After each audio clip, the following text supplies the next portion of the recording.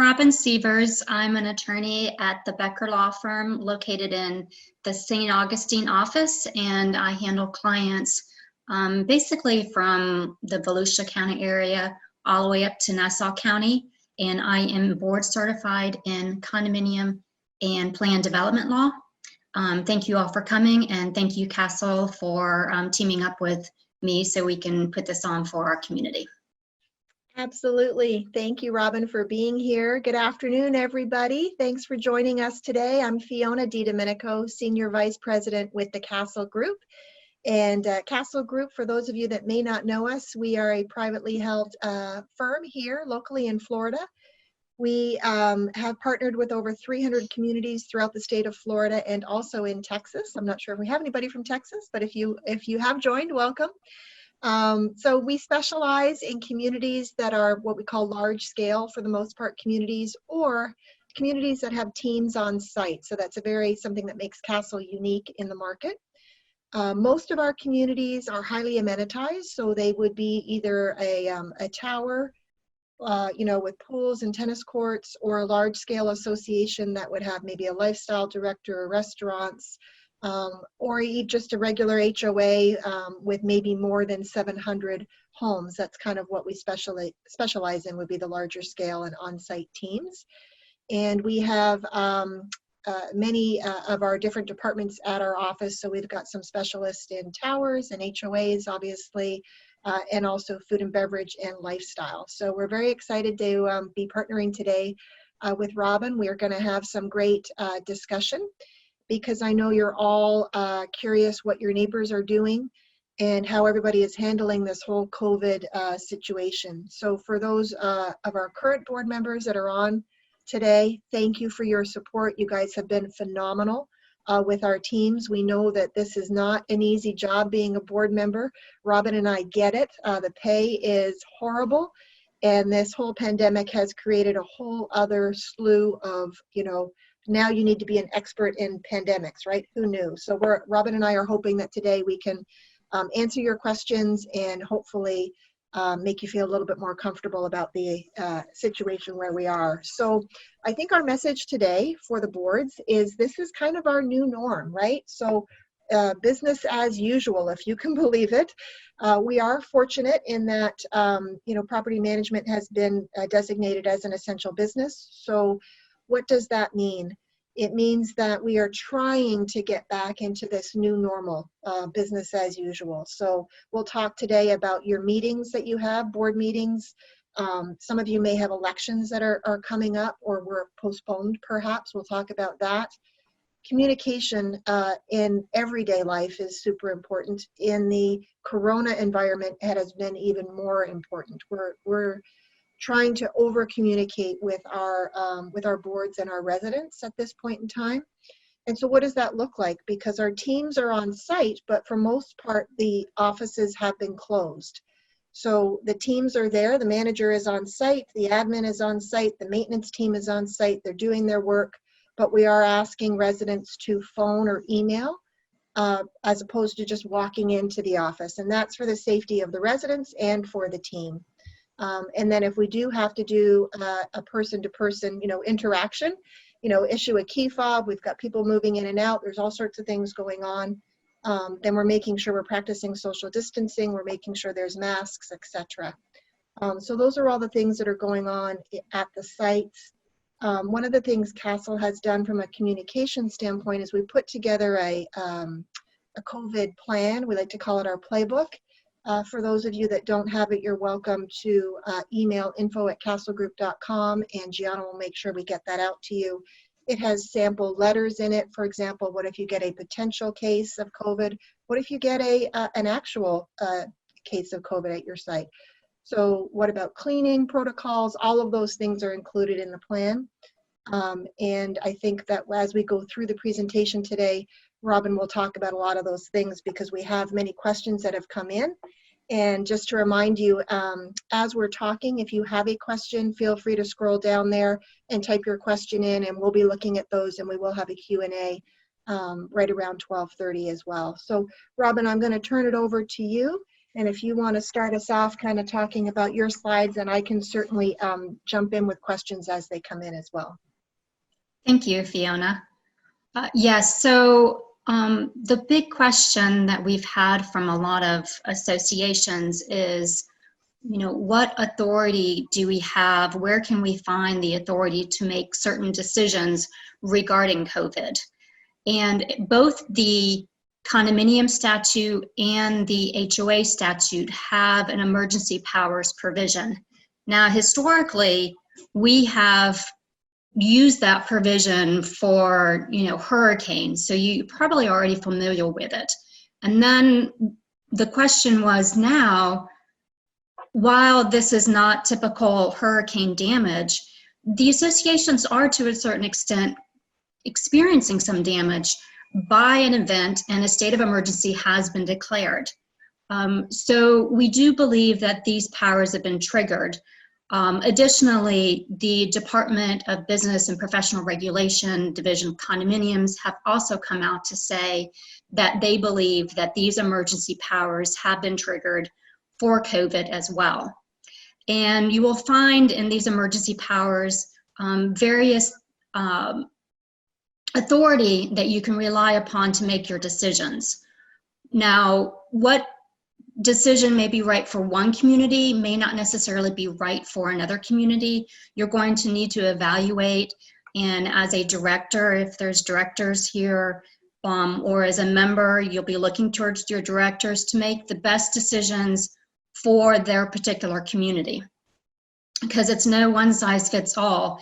And obviously, condominiums may have greater restrictions due to the nature that you live closer, as opposed to HOAs, where you may not need the restrictions because you are living in single family home lots. Yeah, Robin, that's a great point. We get that question a lot, and the one size does not fit all.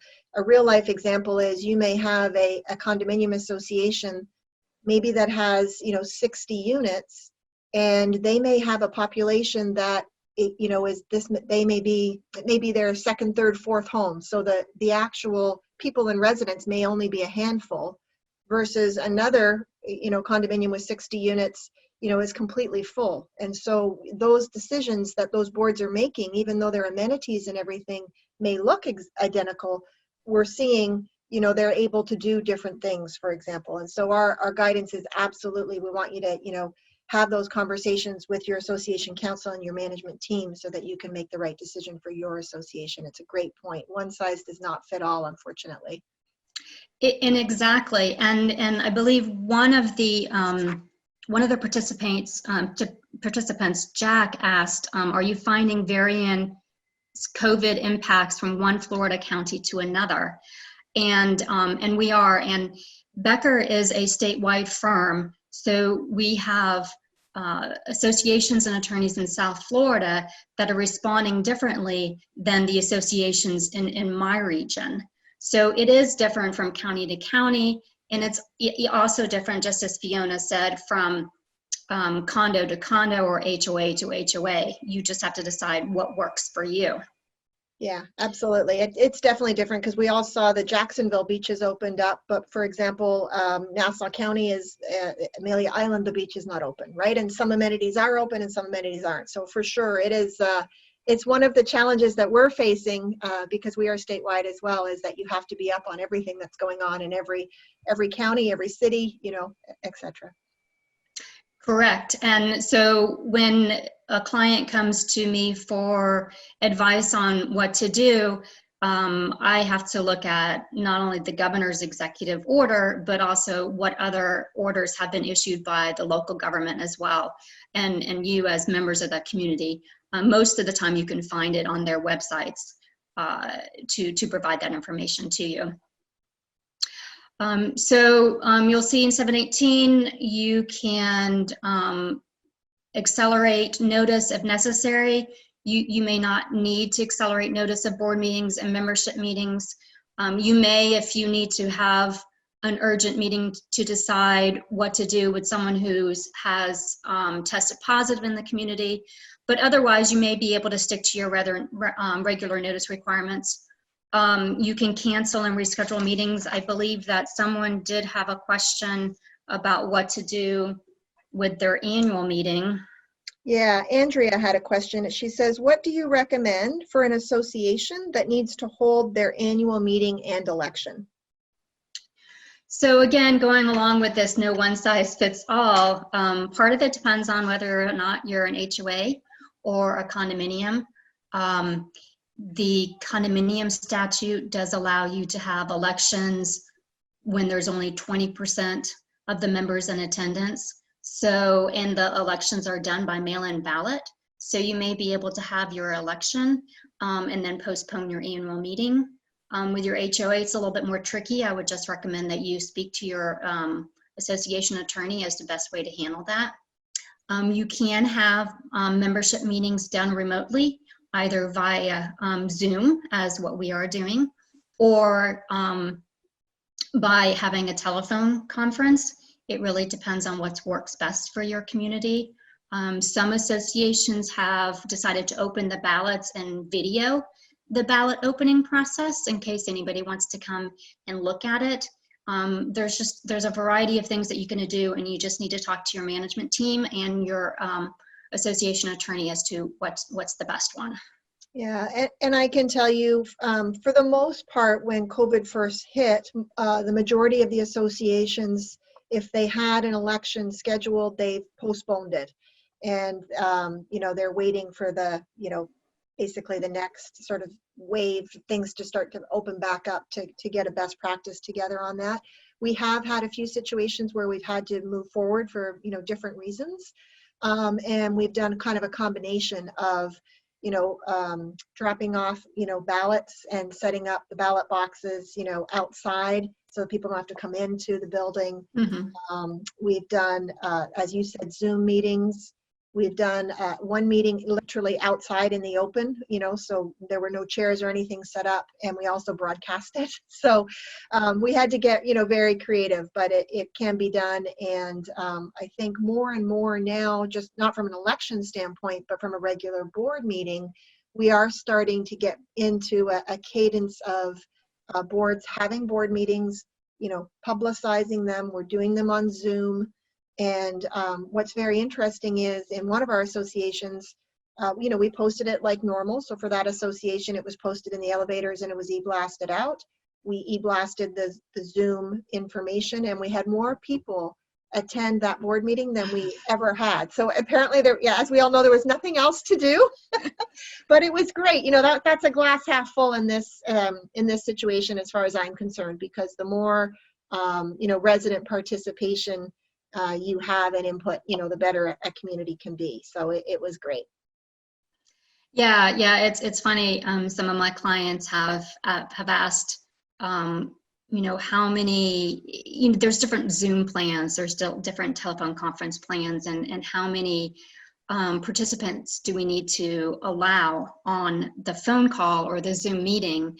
And I've always told them to kind of take what the typical amount is. If it's too expensive for the larger communities to buy a plan for the entire community, try and find one for the typical amount, but leave a little bit more, because I am finding that I think more people are attending because I think they want to know what is the board going to do. So there's additional questions that are being posed now, which normally may not be the situation with the members. Right. So going on with the emergency powers, and I like that Fiona explained that they have basically information from Castle for the different ways to handle the COVID situation, because one of the things that you can do and should do is develop a disaster plan, basically. And this is basically like a board resolution or a plan on how you're going to handle certain matters going forward. I do know that many of my clients, as well as the participants on the phone, Thomas asked, does the board have the right to limit the usage of property in the common elements? Rich asked, can there be action taken for visitors? And Julian asked, is the board required to prohibit access to the swimming pool?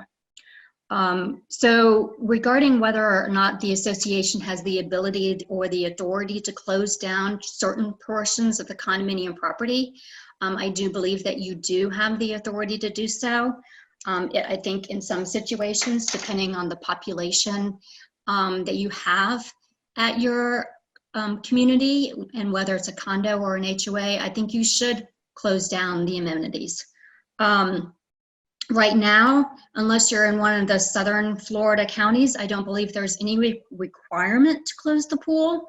But I do think that the board needs to make decisions based upon the health and safety of their members, which will require closure of certain amenities, including the pool and the gym or anything else where people could be in close proximity to one another.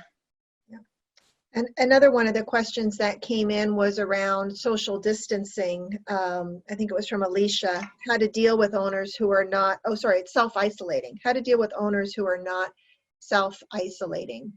Do you have any guidance on that for associations? Because clearly they're not the law, but. Right. Well, so you know that the executive safer at home order did impose some requirements on individuals to self-quarantine and did make it a crime in order to not self-quarantine. As Fiona was saying, the association is not a law enforcement. So that doesn't mean that you shouldn't take any action. But I think the first place that you look is you contact the Department of Health. Now, first, I do want to make sure that you know that there is a confirmed positive test result from this person that should be self-isolating, or it's someone that came from outside, from I think, New York and New Jersey that were required to self-isolate. So you call the Department of Health, you call your local law enforcement. It's my understanding it depends on where you're located on whether or not the Department of Health or local law enforcement are going to get involved. So I think the next step is that you need to contact your attorney, and then you and your attorney can discuss whether or not a demand letter needs to be sent informing these individuals that they are violating the law and that they need to self-quarantine. Yeah, that's great. Great advice, Robin. And I can tell you from a practical standpoint, because we've definitely dealt with that situation across the state of Florida. We tried to be very proactive from a management standpoint, especially in our communities that were gated, because obviously people had to come through. So again, over communicating, educating the people as they're coming through, handing out flyers, stating if you're coming from one of these states, this is what the governor has, said we need to do, please help us help you, that kind of thing. E-blasts to the residents, making sure they're aware. And then in some of our tower communities where you typically have even more ability to control the influx of people coming in, making sure that, again, if they're coming into the parking garage, through the guardhouse, that the guard is, at least giving them that information and tracking.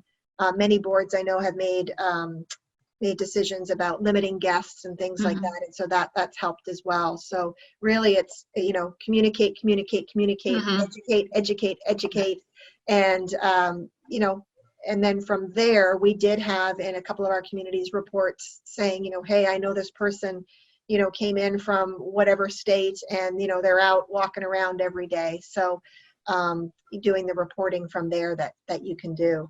Another question we had was from Mary Beth, and how can we encourage the 6-foot distancing, so the social distancing?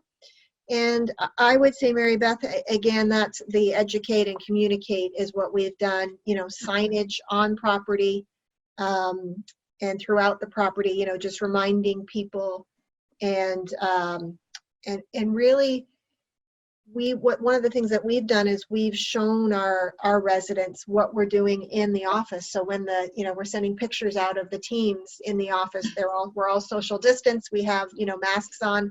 I'm in the office today, but I'm the only person here, so I don't have my mask on. But, just we're in this together, right? As everybody said. So trying to make sure that we get that message across. Yeah, I think one of the things with the disaster plan is to notify the community how, in which manner you're going to be communicating with the community as well. Most of the time it's going to be via email, but if there's another way that you're going to be communicating, then I think that's helpful to put in your disaster plan as well. So now we've moved on just basically to 720. Before 718, of course, is the Florida Condominium Act, and you'll see that 720 basically has the same emergency powers in 720. But as we've been saying, you're going to make different decisions when it comes to HOAs. While in a condominium, you may want to limit visitors and guests because of the close proximity. You may not need to do that necessarily in the HOA setting, because conceivably the people would simply be just coming straight to your house. Now you might want to close down your amenity center because you don't want people congregating there, or any of your clubhouse, or any other portion of the HOA property. But you may not have to be as strict in the HOA setting as in the condominium setting. Yeah, and for sure, Robin, I can tell you across the state, all of our HOAs, amenity centers are closed, tennis courts are closed, bocce ball, everything is closed down. And we're getting a lot of questions around, well, what's going to happen? How are you going to reopen, and what will reopen first? So we're thinking, that the sort of outdoor amenities would be the first to open, but no specific timeline on that yet. I think that, that's to come in the future. And just as we had a playbook on how to close everything down, we will also have a playbook on how to open, sort of best practice again to open everything up. Of course, knowing that every community is a little different. And so you still need to have those conversations with your association attorney. One of the questions we had was regarding liability. So in other words, if we close the common areas or did not close the common areas, what is the potential liability for the board in doing so? Do you have any thoughts on that? Well, first of all, I do suggest that you enter into a conversation with your insurance agent to find out what type of coverage is available under your D&O policy, as well as your general liability policy. Now, this whole COVID situation is new for us, but there have been other situations where there have been communicable diseases passed through the community. So the insurance industry has tackled maybe not this particular virus, but other similar issues, and would be able to tell you what coverage you would have in the event that the association is sued, either for closing the amenity center or for not closing the amenity center. Our advice to our clients have been that we think you should err on the side of health and safety of your members. And I think if you are closing the amenity center to protect your members, then a court is going to look more favorably on that than you keeping it open or someone suing you because you closed it. I just don't see how a court is going to find the association's actions unreasonable.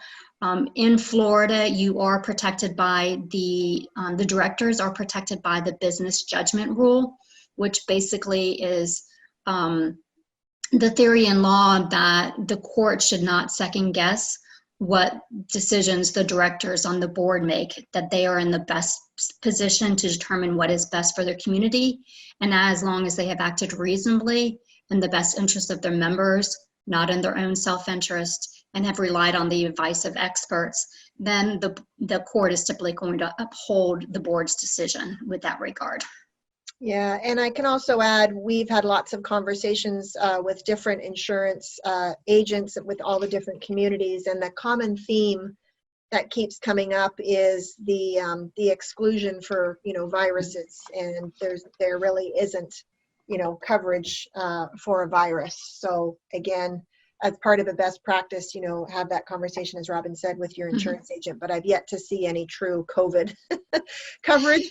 Yeah, that's what I've heard as well. Now, you might have D&O coverage for your decisions, but for someone who claims that they received COVID due to being at the association's amenity center, you're typically not going to have coverage for that. That's typically an exclusion in your insurance policy. I've heard the same thing. Okay. Okay, then this is 720, just again going on, basically saying the same thing, closing portions of the property, relying on the advice of officials, which in this instance is going to be the Department of Health and CDC. And then the last two statutory provisions that I'm going to discuss real quick is, again, both in 718 and 720, we talk about notice of board meetings and how they need to be posted and communicated to the members. And if there is an emergency, then you can reduce those times or place the notice in a different location as usual. Now one thing that I do want to caution you about is I have had some associations think that everything is emergency in the time. Like, we are under a state of emergency, there are emergency powers implied and things that you need to do, but you don't necessarily need to have a meeting of the board this afternoon on something that can wait 48 hours. So if you do not need to, if you do not need to make a decision right away, then follow the regular notice procedure and post that 48 hours notice, and operate in the same manner as you would, except that you might be doing it by video or by telephone conference. Have you had that experience, Fiona, as well? Yes, I'm so glad you brought that up, because, and I'll give you some real life examples. So, in my experience so far, the emergency is, for example, we have someone's called either a board member or the manager and said, you know, there's a potential case or a confirmed case of COVID in the community. That is an emergency. We don't want to wait 48 hours to have that discussion. We want to get the board, the management company, and the association's attorney on the phone and talk through, okay, first of all, what makes it a potential case? Castle's guidance on a potential case is, I'll tell you what it's not. It's not that you heard from Sally Sue that Jimmy Ray talked to Billy Bob and he heard that, you know, Jimmy's, you know, sister-in-law who lives at 27 Tanglewood, you know, it has COVID. That's not a potential case. A potential case in our world would be either the person or a family member calls and says, you know, I've been ill, I've spoken with my doctor, and they're sending me for testing. We would consider that a potential case. If a physician has, you know, made the decision to test you, that it would be considered a potential case. And then same thing for an actual case, right? As long as we're getting it, you know, really firsthand, direct family member or the actual person. Mm-hmm. So that would be an emergency, absolutely all day long, an emergency board meeting. And if that, you know, we had that board meeting and then we decide we're going to, you know, do some, you know, spend some money to do some real like electrostatic, you know, disinfecting, that would be also an emergency. If someone says, you know, gosh, we want to, you know, do tree trimming now because, you know, the pool is closed or whatever, that's not an emergency. That would be something that for sure I would give guidance to say, look, you want to, you know, do a regular board meeting. We can either do a conference call or, you know, a Zoom call. The other thing I'll say on that is we appreciate that not everybody either on the board or in the community is 100% comfortable with technology. Totally get that. So what we're trying to get our communities to do is to, first of all, get the board comfortable with it. So we're doing some dry runs, you know, with the board. And then even doing a dry run for the community. There's nothing wrong with that, right? So getting everybody comfortable and again, educating people that when you do the video calls, if someone doesn't want to be on video and they just want to phone in, that's totally fine as well. I don't know if you have anything to add to that, but that's what we're seeing as far as the board meetings go. No, with regard to board meetings, yes, but I've seen some of the associations want to trigger other emergency powers or think there's emergency powers that don't necessarily exist because we're under COVID. I really like how Fiona started this out as, business as usual. While we are all at our home or the only one in the office, we really need to try and operate the associations as normal as we can as we go forward, and just do things a little bit differently and remotely. So I really would like associations kind of keep that in mind, as let's try and stick to the laws that we can, and then decide for certain situations we may need to trigger the emergency powers. Yeah, it's great advice, because we all know, unfortunately, at the end of the day, when this all settles, people will be calling the board out, right? That's human nature, and so you want to make sure you're on the right side of right. And I know it's super tough, but we're all here to guide you, and we're continuing to do these webinars to hopefully, shed some light on these topics. So yeah, business as usual in an unusual time. That's really where we're at.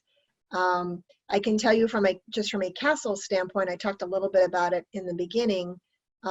We are practicing social distancing in all of our offices. All our departments are 100% functional. So believe it or not, we are still, hiring people. We still have new accounts starting. We are doing, we would do new business presentations. We would normally go in person. We're doing those via Zoom now, with community members asking questions like they normally would.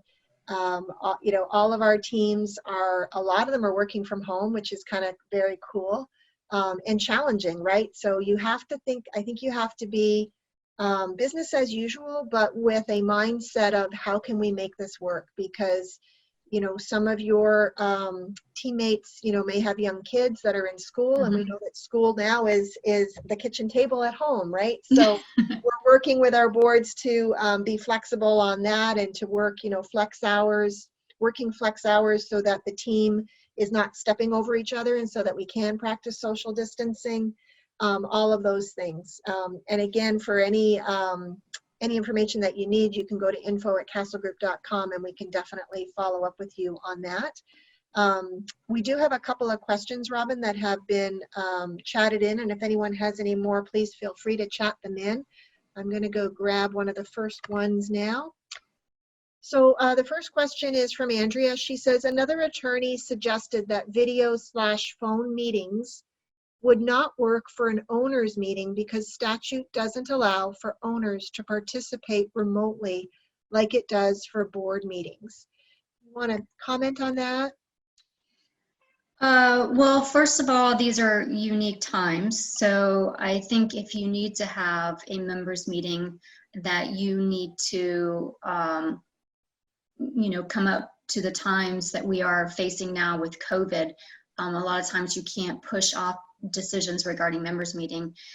Second, I believe it is in Chapter 617, which governs not-for-profit corporations, and I apologize, I don't have that that site in front of me, but I do believe that 617 does allow for remote participation of the members of the corporation. But again, I guess our point is you can't stop business while this is going on. And I have a hard time thinking that a court is going to be upset because an association has decided to handle it remotely when the business needs to be conducted. Okay, great, thank you. Another question that came in is, can we obtain a copy of the slides which we're showing today? And absolutely, info@castlegroup.com, and we can get those to you. The presentation will also be available. It normally takes about 48 hours, but castlegroup.com /webinars, I believe, is where that will be posted. And then we have some questions regarding, let's see, precautions we should take while opening back up our common areas. And that's kind of a loaded question. What we're thinking is going to happen is we are going to certainly look to the guidelines that come from both the state and local authorities. And keeping in mind that, for example, just because the beach is opened back up, that doesn't mean it's time to open your pool or that you should open your pool. So As I mentioned a little bit before, we're thinking that the exterior, excuse me, amenities will be a little bit easier to open up, but there will definitely be social distancing rules in place. And I know the guidance that we're looking to give our boards is let's not leave it open to interpretation. Let's make some very clear guidelines for the residents. So for example, if you're, in the tennis club, obviously, we can't have, 25 people standing in one spot, watching a match. Social distancing, there's going to be lots of social distancing signs in the common areas. Maybe masks might be suggested, for example, and opening the amenities sort of in a staged process. So that we don't create, any hot spots or anything like that. I don't know if Robin, if you have anything to add to that. Well, I was having a conversation with a client actually the other day about, whether it should open the pool or not. And here in St. Johns County, they have opened the beaches, but I actually have a friend who, goes and likes to walk on the beach, and she walks and then she leaves. She did say that St. Johns County or St. Augustine Beach, wherever you were located, they were patrolling. I don't know if that's happening in Duval County or the other counties, but I wonder if one of the things that the association should consider if they're going to open is how are you going to police the social distancing? You have to have the guidelines in place, but then you have to have an enforcement mechanism as well. And whether or not you want to go to that extreme in order to be able to, police and monitor and make sure the social distancing is occurring. So that's just one conversation I had with a client. I don't know if that's necessarily something the association wants to do, but I think that's, one of the things that they have to think about when they start opening it up. That's right. That's right. Another question that we had come in from Thomas is, can a board limit the number of guests an owner can have during this time, even if in their condo and not on the property walking around? I think that they can. Of course, it depends on how your condominium is set up. But in most condominiums, and most of the typical high-rise condominiums that we see, the individuals have to walk through the common elements in order to get to the condominium unit. Now, if you are a land condominium or a townhome condominium, then perhaps you don't need to limit the number because they might be able to go directly to your door, more like a single-family home context. But in the high tower, not only do you walk through the common areas and common elements, but then you also will necessarily have to take an elevator up as well. So I think in order to protect the common elements, because it can be transferred by contact, that you can limit the number. And some associations have decided to limit visitors altogether, unless it's a necessary family member or a caregiver that's coming in.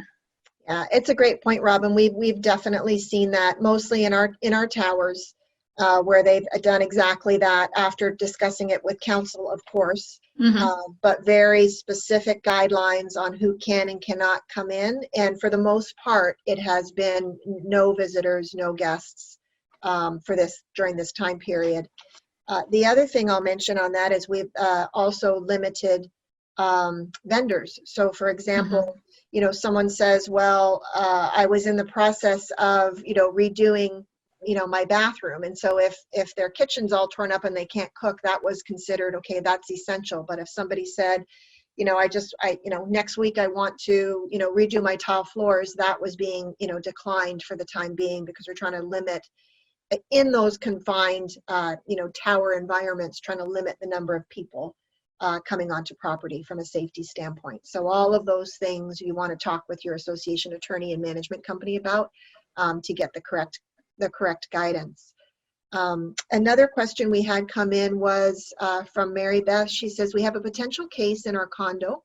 She is too sick to go get tested, but the doctor told her not to come to the ER unless she couldn't breathe. Oh my goodness, poor thing.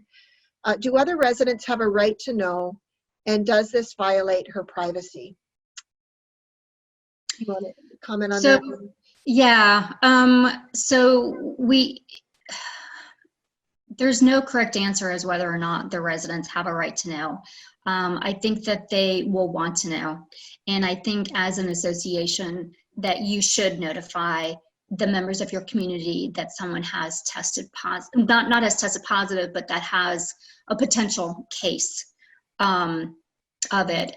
And so there is a notice that can be supplied to the community that there is a potential case, but that the person is self-quarantining, and then further instructions about contacting the Department of Health. We also have a similar notice for those confirmed cases, but the only thing that we normally we tell our community members that we don't think it's right to tell the name of the person. Sometimes the person has agreed to have their name shared or their address or anything like that, but I think that kind of makes that person a target, or it gives a false sense of security that maybe if I don't go to this part of the condominium that I'll be okay if I stay over here. We don't want it. We want to be able to communicate to our members as to what's going on, and I think the best way to do it is to provide this notice.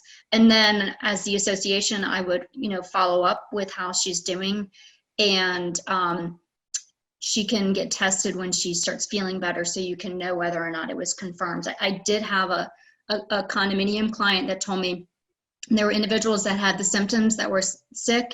They self-quarantined for 14 days. They were feeling better and their symptoms were gone, and they went out and they still tested positive for it. So then they self-quarantined again. So simply because your symptoms are gone, I think we already know this, doesn't mean that you still couldn't test positive.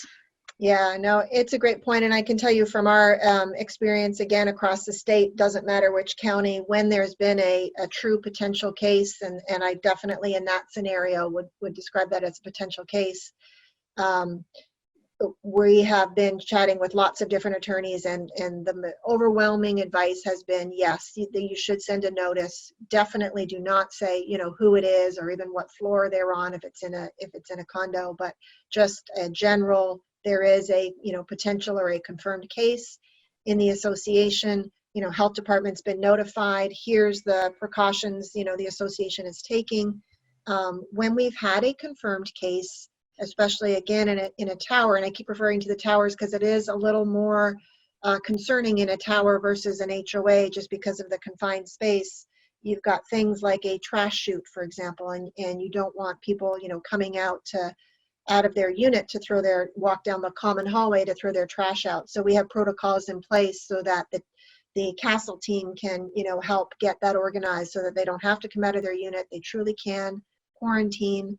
We're checking on them, daily to make sure that they're okay, and providing as much assistance as we can to keep, everybody safe in that circumstance. And of course, speaking with the association's attorney.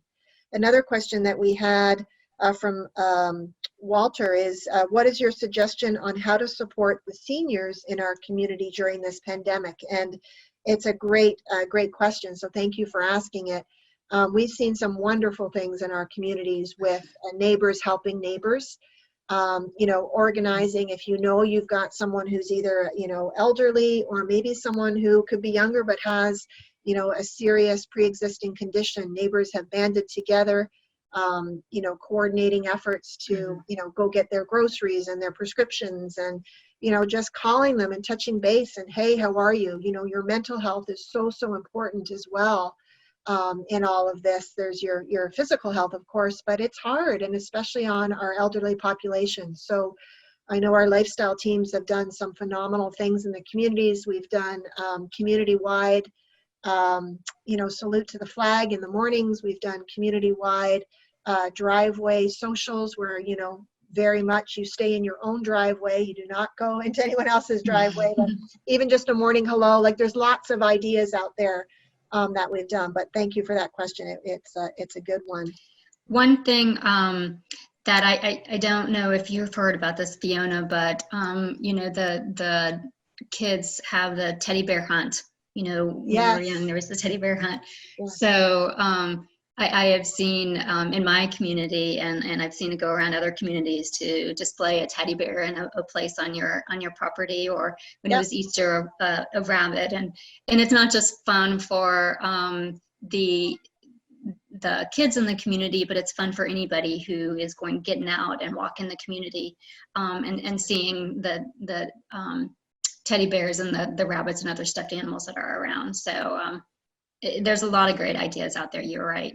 Yeah, you gotta look for the silver lining for sure in Mhm. this scenario. Let's see, we have another question. Can we have a copy of the letter/notice informing other members?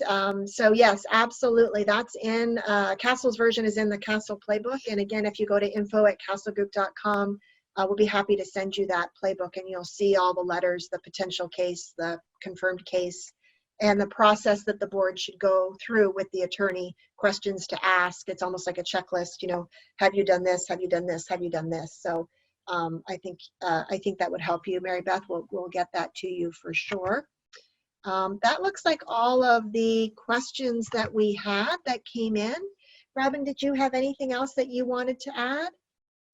One thing I did think about earlier, we were talking about this, we've talked a lot about making decisions that are in the best interest of your members. But, all of you will probably have a management team and employees, maintenance employees and everything like that. And as Fiona was talking about, with what Castle has done to try and accommodate the employees of Castle in order to be able to meet their needs as well as the needs of the community. The association needs to keep in mind that you need to think about protecting your employees and your management team as well. We do have an employment lawyer with Becker who I've sent a few different of my clients to answer questions about. So that's one thing we need to protect, your members of your community, but you also need to protect your management team and your employees, from this as well. So I just wanted to remind directors and members of the association of that as well. Great. Thank you so much, Robin. Listen, Robin, we really appreciate your time today. I think it's some great information, and we'll continue to do these webinars for as long as everybody will have us. So thank you, everybody, for joining us today. And we look forward to talking to you again in the coming weeks. Yeah, thank you, Fiona, and thank you, everyone. Stay safe.